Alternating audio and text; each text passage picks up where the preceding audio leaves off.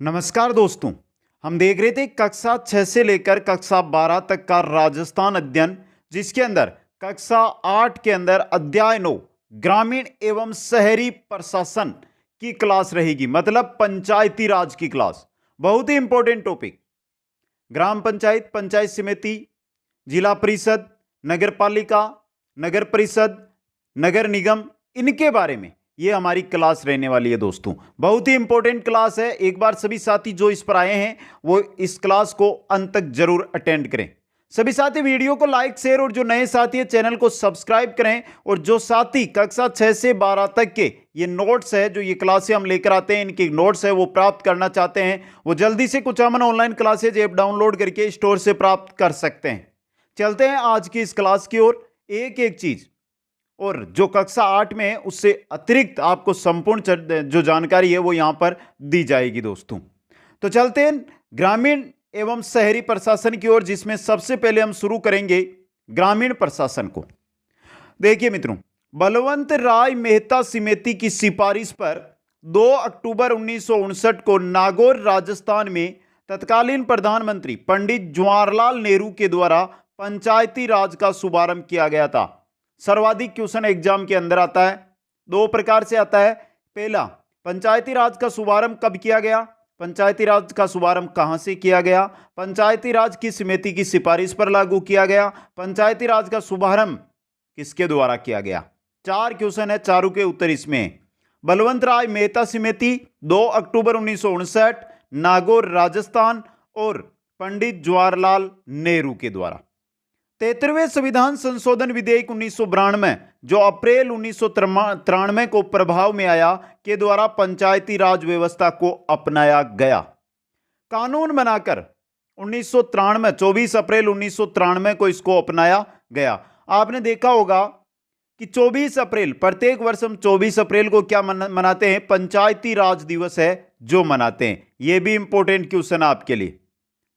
73वें संविधान संशोधन विधेयक 1992 के द्वारा 24 अप्रैल 1993 को प्रभाव में आया पंचायती राज व्यवस्था दोस्तों। आगे चलिए, आगे ग्रामीण प्रशासन। ग्रामीण प्रशासन एक संवैधानिक निकाय है। इसकी 11वीं अनुसूची में पंचायती राज व्यवस्था के त्रिस्तरीय ढांचे के 29 कार्यों का उल्लेख है। अनुच्छेद की बात करें तो आर्टिकल 243 का भाग जी दोस्तों। ग्रामीण प्रशासन का त्रिस्तरीय ढांचा छोटे से बड़े क्रम में क्रमशः ग्राम पंचायत, पंचायत समिति और जिला परिषद। यह त्रिस्तरीय ढांचा देखिए।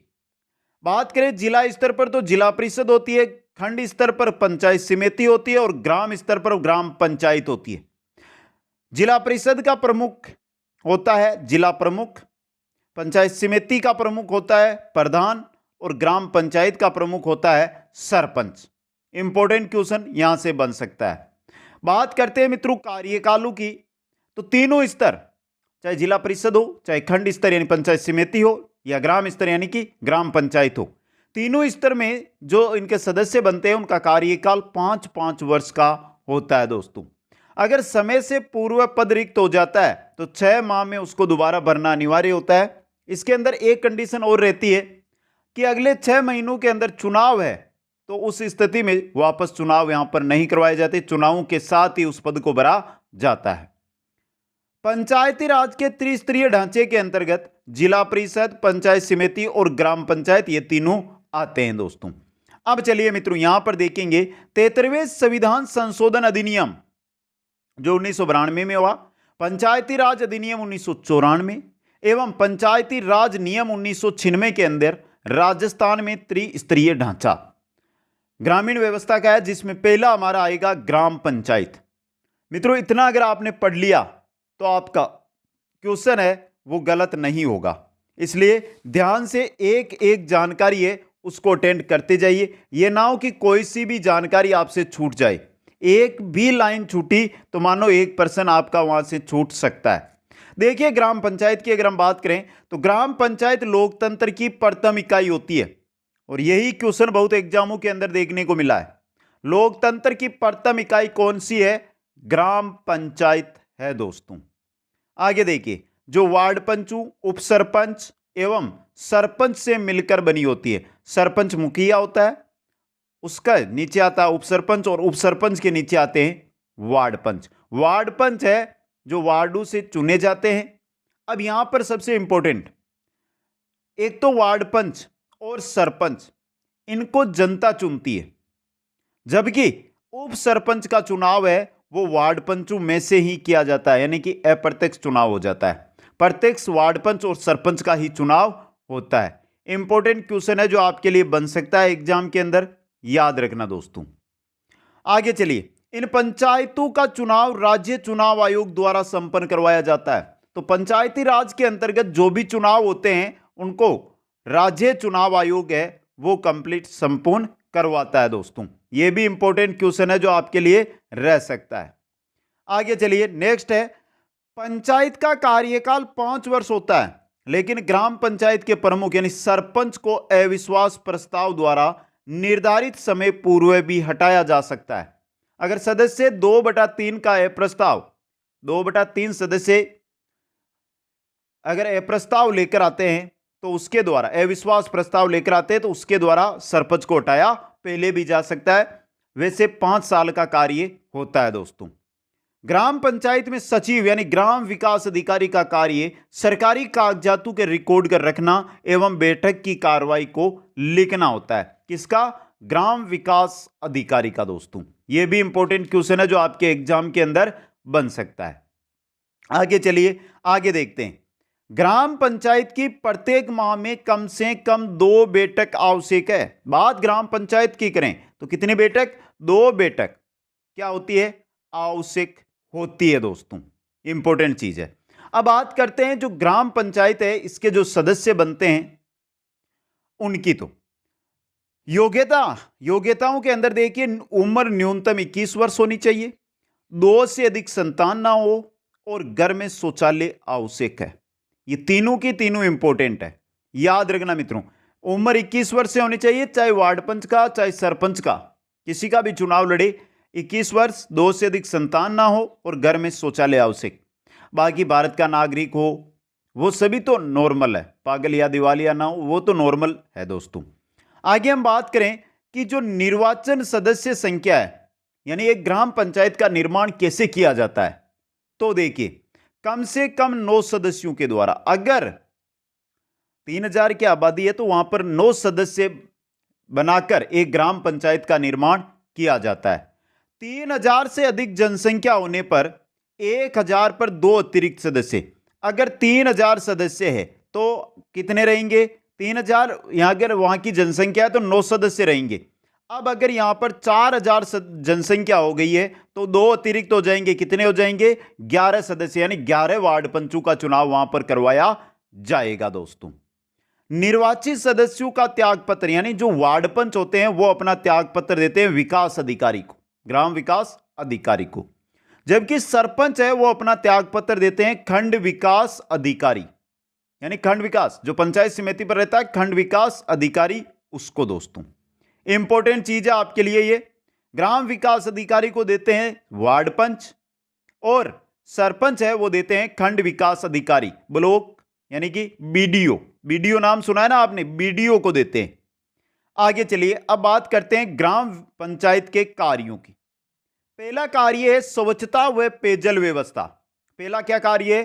पहला है स्वच्छता व पेयजल व्यवस्था, मार्ग में प्रकाश व्यवस्था करना, मनरेगा कार्यक्रम का क्रियान्वयन एवं आवेदकों को रोजगार उपलब्ध करवाना, सार्वजनिक वितरण प्रणाली, ग्रामीण सड़कों का रखरखाव, जन्म मृत्यु एवं विवाह पंजीकरण, आपदाओं एवं महामारी के समय जिला प्रशासन से समन्वय रखना। तो देखिए मित्रों, जो भी ये कार्य, ये नॉर्मल कार्य, इनको आपको याद ना रखो तो कोई बात नहीं है, यहां से कोई क्वेश्चन आपके सामने नहीं आएगा बनकर।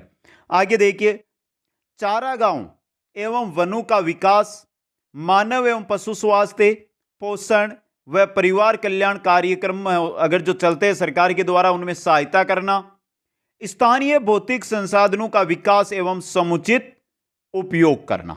यह कार्य एक ग्राम पंचायत में सरपंच और उसके सदस्य, जो ग्राम पंचायत के सदस्य होते हैं, उनका होता है दोस्तों। आगे देखिए, ग्राम पंचायत में आय का क्या स्रोत है। एक ग्राम पंचायत तो हमने बना ली, लेकिन उसके अंदर आय का क्या स्रोत होता है दोस्तों।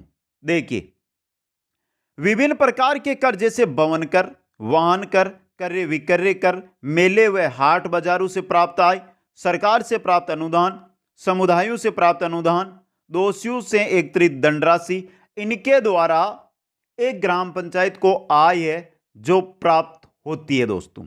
ये इंपॉर्टेंट क्वेश्चन है। अब यहां पर देखिए मित्रों, वापस बता दूं, 3 है वार्ड पंच, वार्ड पंच से ये बन गए हमारे उप सरपंच, उप सरपंच और ये सरपंच, 3 बन रहे हैं यहां पे। अब मित्रों यहां पर देखिए, जो वार्ड पंच है आपका और जो आपका सरपंच है, इनको तो ग्राम पंचायत की जो जनता है, वयस्क जनता के द्वारा मत का प्रयोग करके क्या किया जाता है, बनाया जाता है दोस्तों। लेकिन जो उप सरपंच होते हैं, ये अप्रत्यक्ष रूप से चुने जाते हैं। किनसे? वार्ड पंचों में से ही किसी एक को उप सरपंच बनाया जाता है दोस्तों। वार्ड पंच अपना जो इस्तीफा है या त्याग पत्र है वो देंगे वीडीओ यानी ग्राम विकास अधिकारी को। सरपंच किसको देंगे? सरपंच देंगे बीडीओ यानी कि खंड विकास अधिकारी को दोस्तों। यह आपको याद रखना है, इंपॉर्टेंट क्वेश्चन है आपके लिए दोस्तों।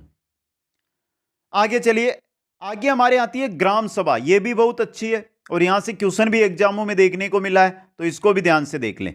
चलिए, ग्राम सभा पंचायती राज की आधारभूत संस्था होती है। ग्राम सभा है जो पंचायती राज की क्या है, आधारभूत संस्था है। ग्राम सभा का क्षेत्र एक राजस्व ग्राम होता है। जो ग्राम सभा है इसका क्षेत्र क्या होता है, एक राजस्व ग्राम होता है। सामान्यतः प्रत्येक ग्राम पंचायत की एक ग्राम सभा है जो होती है। हर एक ग्राम पंचायत है उसमें एक ग्राम सभा आपको देखने को मिल जाएगी दोस्तों। ग्राम सभा के सदस्य उस राजस्व गांव के रहने वाले सभी मतदाता होते हैं। ग्राम सभा यानी जिस राजस्व ग्राम की सभा है उसके वयस्क मताधिकार जो उसी गांव के हो, राजस्व गांव के, वो ग्राम सभा के सदस्य बनते हैं।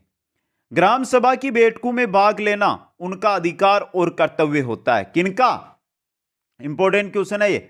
ग्राम सभा है उसकी जो बैठक है उसमें जो उसके सदस्य हैं उनका भाग लेना मुख्य अधिकार है। सामान्यतः 3 महीने में ग्राम सभा की एक बैठक बुलाई जानी आवश्यक है। 3 महीने के अंदर एक बैठक ग्राम सभा है उसकी बुलाई जानी क्या होती है, अनिवार्य होती है दोस्तों। सबसे इंपॉर्टेंट क्वेश्चन।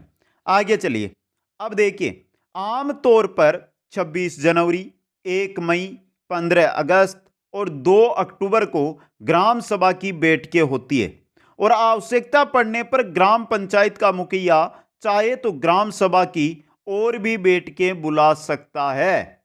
ये 4 बैठकें तो सरकार ने फिक्स कर दी कि ये 4 बैठकें तो होगी, लेकिन अगर सरपंच चाहे तो सरपंच क्या बुला सकता है, और भी बैठक है जो ग्राम सभा की बुला सकता है दोस्तों। अब मित्रों सबसे इंपॉर्टेंट, एक ग्राम सभा की बैठक हो रही है। अब बैठक के अंदर गणपूर्ति किसको माना जाएगा? सबसे इंपॉर्टेंट चीज है ये, गणपूर्ति किसको माना जाएगा?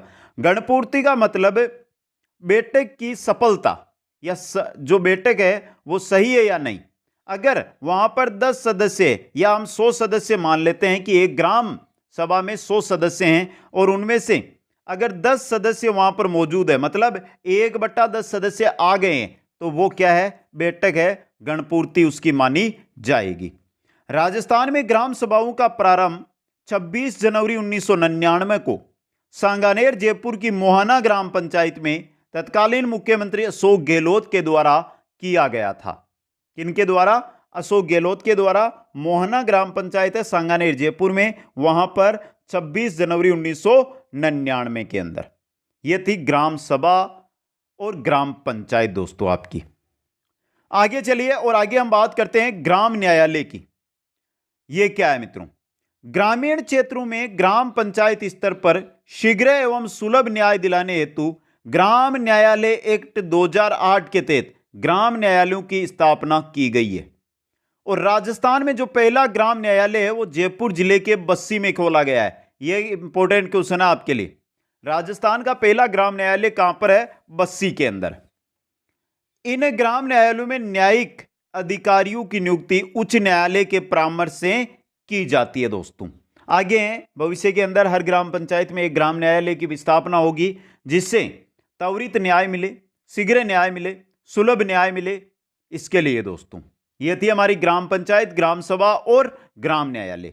आगे हमारे 2 नंबर पे आती है पंचायत समिति। देखिए मित्रों, पंचायत समिति के बारे में खंड स्तर या मध्य स्तर पर होती है पंचायत समिति दोस्तों। चलिए देखते हैं इसके बारे में। पंचायत समिति ग्राम पंचायत एवं जिला परिषद को जोड़ने वाली महत्वपूर्ण कड़ी होती है। देखिए, ग्राम पंचायत निचला स्तर है, मध्य स्तर आ गया पंचायत समिति, और उसके ऊपर होता है जिला परिषद, तो बीच में है, दोनों को जोड़ने का ये कार्य करती है। राज्यों के जिलों को विकास की दृष्टि से कुछ छोटे छोटे विकास खंडों में विभाजित किया गया है। इन विकास खंडों पर ही पंचायत समिति का गठन किया जाता है दोस्तों। पंचायत समिति के निर्वाचित सदस्य प्रधान और उप प्रधान का चुनाव करते हैं। अब देखिए मित्रों, जिस प्रकार सरपंच का हम प्रत्यक्ष चुनाव कर रहे थे, प्रधान का प्रत्यक्ष चुनाव नहीं होगा। पंचायत समिति में क्या होता है कि पंचायत समिति के जो सदस्य हैं उनका जनता प्रत्यक्ष चुनाव करती है, फिर उनमें से ही प्रधान चुना जाता है और उनमें से ही उप प्रधान का चुनाव होता है दोस्तों। पंचायत समिति क्षेत्र के अंतर्गत आने वाली ग्राम पंचायतों के सरपंच इसके पदेन सदस्य होते हैं। जो पंचायत समिति क्षेत्र के अंतर्गत जो ग्राम पंचायतें आती है वो इसके क्या होते हैं, पदेन सदस्य होते हैं दोस्तों। मत देने का इनको अधिकार नहीं है। मत जो चुने गए जो पंचायत समिति के जो सदस्य होते हैं चुने गए, वो ही अपना मत देकर प्रधान व उप प्रधान का चुनाव उनमें से ही जो सदस्य होते हैं उनमें से ही बनते हैं दोस्तों। आगे चलिए मित्रों, प्रधान तथा उप प्रधान को पंचायत समिति संबंधित कार्यों में मदद के लिए राज्य सरकार द्वारा एक खंड विकास अधिकारी, ब्लॉक डेवलपमेंट ऑफिसर, बीडीओ नियुक्त किया जाता है। जैसे सरपंच यानी ग्राम पंचायत पर सरपंच और सदस्यों को जो कार्य है उनमें मदद के लिए वीडीओ की नियुक्ति की जाती है, ग्राम विकास अधिकारी की, विलेज डेवलपमेंट ऑफिसर।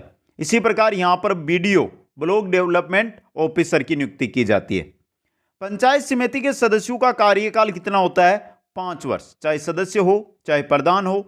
अगर अविश्वास प्रस्ताव हो, त्यागपत्र हो, ऐसी घटना से वो हट सकते हैं, वगैर 5 वर्ष का उनका कार्यकाल होता है दोस्तों। आगे चलिए, अब योग्यताओं की बात करें तो देखिए मित्रों, योग्यताएं कितनी योग्यताएं? उम्र होनी चाहिए न्यूनतम 21 वर्ष, 2 से अधिक संतान ना हो और घर में क्या हो, शौचालय हो। यह सभी के लिए समान सी है मित्रों। सबसे इंपॉर्टेंट आपको उम्र याद रखनी है, चाहे ग्राम पंचायत हो, पंचायत समिति हो, जिला परिषद हो, 21 वर्ष ही सभी की उम्र है। सदस्यों की नियुक्ति की गई है, 21 वर्ष है तो वो चुनाव लड़ सकते हैं। निर्वाचित सदस्य संख्या कम से कम 15 सदस्य होने पर ही एक पंचायत समिति का गठन किया जाता है। 1 लाख से अधिक जनसंख्या होने पर, अगर संख्या है 1 लाख से अधिक हो जाती है तो 15,000 पर 2 अतिरिक्त सदस्य, 1 लाख है तब तक 15 सदस्य हैं, 1,15,000 हो जाएंगे तो 17 सदस्य हैं वो बना दिए जाएंगे, यानी 2 अतिरिक्त सदस्य बना दिए जाएंगे। निर्वाचित सदस्यों का त्यागपत्र। अब सबसे बड़ी बात कि हमने यहां पर देखा कि जो सदस्य है ये मेंबर बन गए, यहां पर ये मेंबर आपके सदस्य, इनमें से ही एक बनेगा प्रधान और एक बनेगा उप प्रधान। क्या बनेगा? उप प्रधान दोस्तों, ये बन गए दोनों। तो मित्रों सबसे इंपॉर्टेंट, जो सदस्य हैं ये तो अपना त्यागपत्र देंगे प्रधान को, और जो प्रधान है आपका ये किसको देगा? जिला प्रमुख को त्यागपत्र देते हैं दोस्तों। बात करें पंचायत समिति के कार्यों की। पंचायतों के कार्यों की समीक्षा एवं पर्यवेक्षण करना। जो पंचायतें आती है पंचायत समिति के अंतर्गत, ग्राम पंचायतें, उनके कार्यों की समीक्षा व पर्यवेक्षण करना।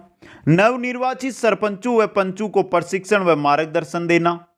सरपंचों, पंचायत समिति सदस्यों, जिला परिषद सदस्यों में समन्वय करना।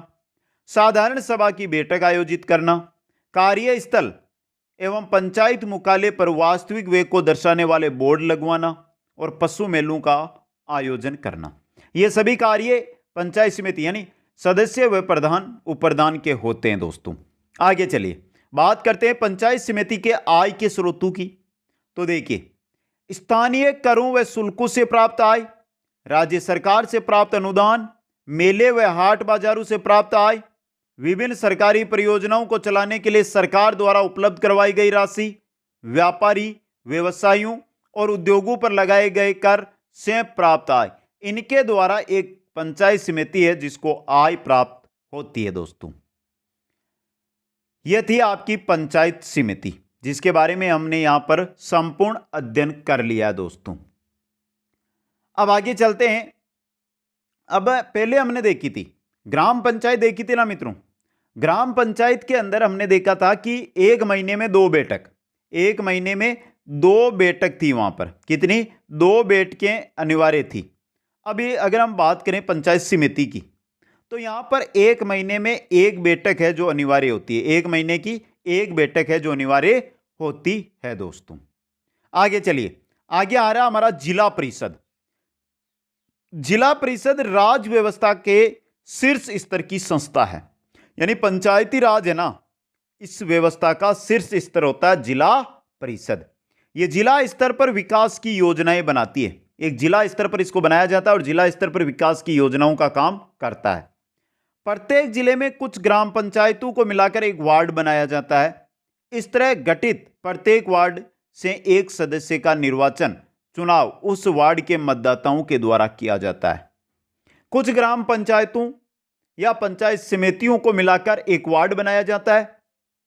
फिर प्रत्येक जो वार्ड बनेगा वहां से एक सदस्य है जो चुना जाएगा जिला परिषद के लिए, और फिर इन्हीं सदस्यों में से जिला प्रमुख और जिला उप प्रमुख है उनका चुनाव होगा। ये सदस्य जिला परिषद के सदस्य कहलाते हैं। क्या कहलाते हैं? जिला परिषद के सदस्य। जिला परिषद के निर्वाचित सदस्यों के अतिरिक्त जिले के पंचायत समितियों के प्रधान, जिले से निर्वाचित विधानसभा के सदस्य, जिले से निर्वाचित लोकसभा एवं राज्यसभा सदस्य भी जिला परिषद के क्या होते हैं? सदस्य होते हैं। लेकिन जिला प्रमुख के चुनाव में ये भाग नहीं ले पाते। जो निर्वाचित सदस्य होते हैं वार्डों से, जो जिला परिषद के सदस्य होते हैं वो ही भाग लेते हैं। जिला परिषद के निर्वाचित सदस्य मिलकर जिला प्रमुख व जिला उप जिला प्रमुख का चुनाव करते हैं। एक तो जिला प्रमुख और जिला उप जिला प्रमुख का जो सदस्य होते हैं उनमें से ही इनको चुना जाता है। जिला प्रमुख को जिला परिषद के समस्त कार्यों में मदद हेतु राज्य सरकार द्वारा एक मुख्य कार्यकारी अधिकारी की नियुक्ति की जाती है। मुख्य कार्यकारी अधिकारी सीईओ की नियुक्ति कहां पर की जाती है? जिला परिषद स्तर पर की जाती है दोस्तों। और जिले में समस्त विकास कार्यों का उत्तरदायित्व होता है जिला परिषद का। किसका होता है? जिला परिषद का दोस्तों। आगे चलिए, अब बात करते हैं जिला परिषद के सदस्यों की योग्यताओं की। उम्र होनी चाहिए न्यूनतम 21 वर्ष, 2 से अधिक संतान ना होनी चाहिए और घर में होना चाहिए शौचालय।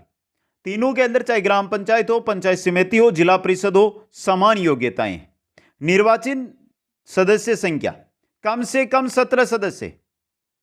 4 लाख तक की आबादी पर जिला परिषद का गठन किया जाता है और कम से कम वहां पर 17 सदस्य बनाए जाते हैं। 4 लाख से अधिक संख्या होने पर प्रत्येक 1 लाख पर 2 अतिरिक्त, यानी कि 4 लाख है, 4 लाख संख्या है, जनसंख्या है, तो 17 सदस्य। अब क्या हो गई है? 5 लाख आबादी हो गई है वहां की, तो वहां पर सदस्य कितने हो जाएंगे? 19 हो जाएंगे दोस्तों। यह इंपॉर्टेंट चीज है। जो निर्वाचित सदस्य है उनके द्वारा त्याग पत्र दिया जाता है जिला प्रमुख को, और जो जिला प्रमुख है वो अपना त्याग पत्र किसको देता है? संभागीय आयुक्त को दिया जाता है दोस्तों। सर्वाधिक क्वेश्चन, एक तो सरपंच अपना त्याग पत्र किसको देता है, एक प्रधान अपना त्याग पत्र किसको देता है, और एक जिला प्रमुख अपना त्याग पत्र किसको देता है। तीनों ही इंपॉर्टेंट क्वेश्चन है, इसलिए इनको थोड़ा सा ध्यान से आप सभी साथी है जो ध्यान से देख लें। आगे चलिए मित्रों, आगे है हमारे जिला परिषद के कार्य। देखिए, स्थानीय आवश्यकताओं एवं स्रोतों के अनुसार पंचायत समितियों की क्षेत्रीय योजनाओं को समेकित कर जिले के लिए अंतिम योजना तैयार करवाना, पंचायतों की बैठकों व ग्राम सभाओं का पर्यवेक्षण करना, पंचायत समितियों व पंचायतों की निधियों का अंतरण करना, ग्रामीण स्वच्छता एवं ग्रामीण आवासन कार्यक्रम चलाना, ग्रामीण क्षेत्र में जनता की शिकायतें दूर करना और प्राथमिक शिक्षा की गुणवत्ता सुनिश्चित करना। ये सभी कार्य होते हैं एक जिला परिषद के दोस्तों। जिला परिषद में आय के स्रोत अगर हम देखें तो क्या है, देखिए मित्रों, केंद्र तथा राज्य सरकारों द्वारा प्राप्त अनुदान, पंचायत समितियों से की गई वसूलियां, राजस्व का प्राप्त निश्चित हिस्सा, सरकारी तथा गैर सरकारी ऋण, लोगों द्वारा दिए गए अनुदान, ये सभी एक जिला परिषद के आय के स्रोत होते हैं दोस्तों। और यह थी हमारी ग्रामीण पंचायती राज व्यवस्था। अब आता है हमारा नगरीय स्वशासन मित्रों। एक क्वेश्चन जो सर्वाधिक एग्जामों में आया, आपके सामने रख देना चाहता हूं मैं। नगरीय स्वशासन कौन से संविधान संशोधन अधिनियम के कारण आया और ग्रामीण स्वशासन कौन से संविधान संशोधन के अंतर्गत आया? नगरीय स्वशासन आया 74वें और ग्रामीण स्वशासन आया है वो आया 73वें संविधान संशोधन के अनुसार। तो देखिए, नगरीय स्वशासन 74वें संविधान संशोधन के अनुसार इन शहरी संस्थाओं के चुनाव में 1/3 वार्ड महिलाओं के लिए आरक्षित किए गए। राजस्थान में आपने सुना होगा कि पंचायती राज में 50% महिलाओं को आरक्षण दिया गया है। 50% महिलाएं या जनजाति या SC ST OBC इनके लिए आरक्षित किया गया है। लेकिन मित्रों वो अभी पेंडिंग है, अभी लागू नहीं हुआ। अभी 33% यानी 1/3 वार्ड है जो महिलाओं के लिए आरक्षित है दोस्तों, चाहे नगरीय स्वशासन हो या ग्रामीण स्वशासन हो।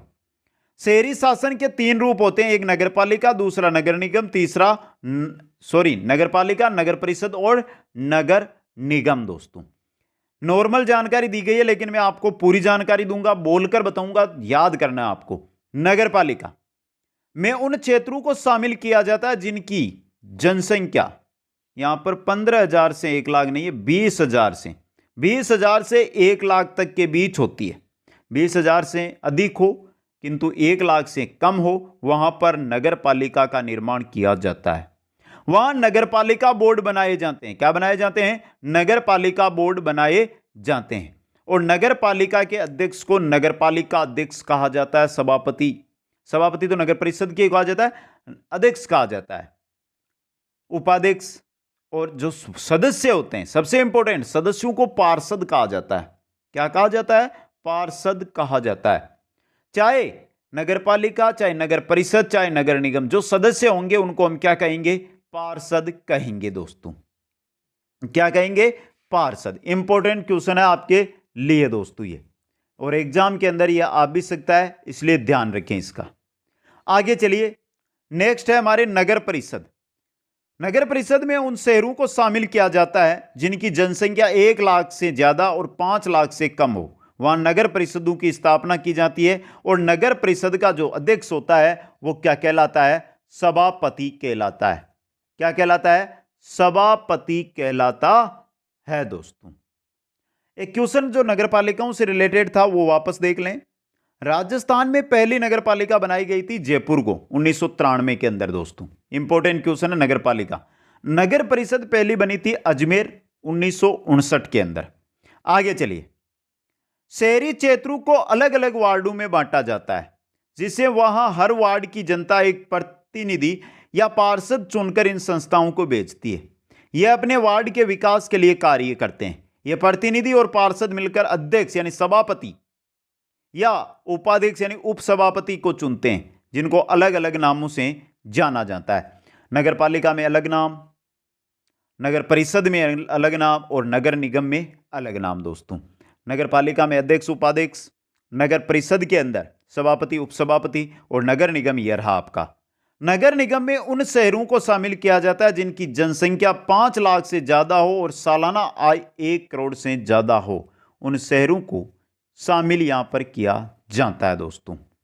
नगर निगम का जो अध्यक्ष होता है वो मेयर या महापौर कहलाता है दोस्तों।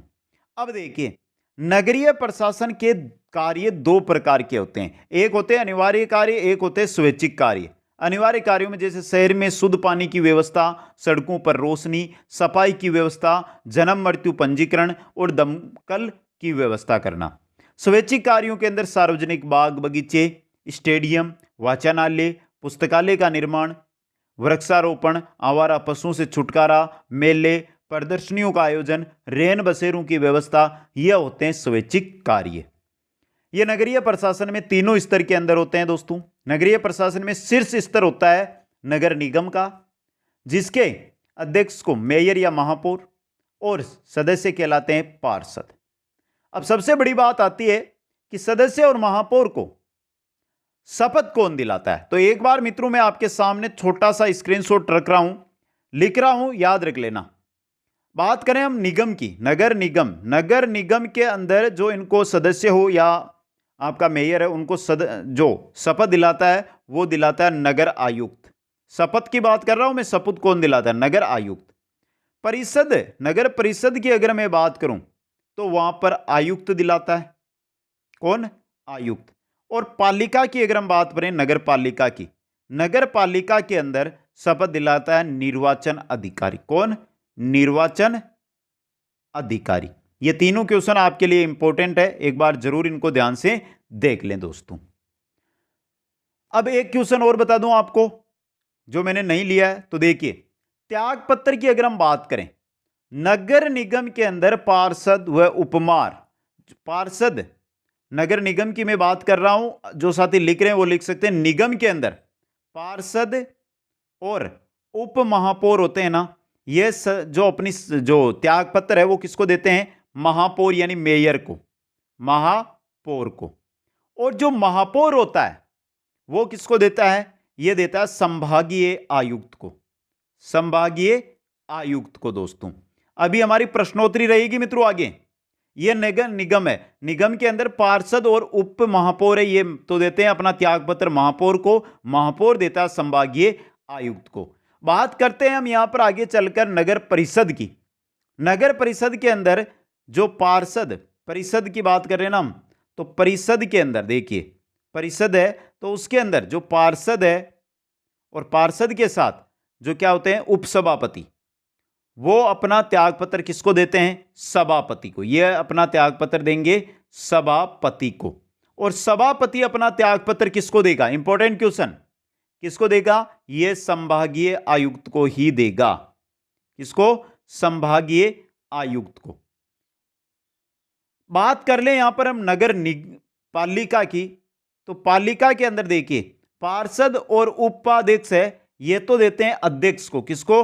अध्यक्ष को। और अध्यक्ष अपना त्यागपत्र देता है संभागीय आयुक्त को दोस्तों।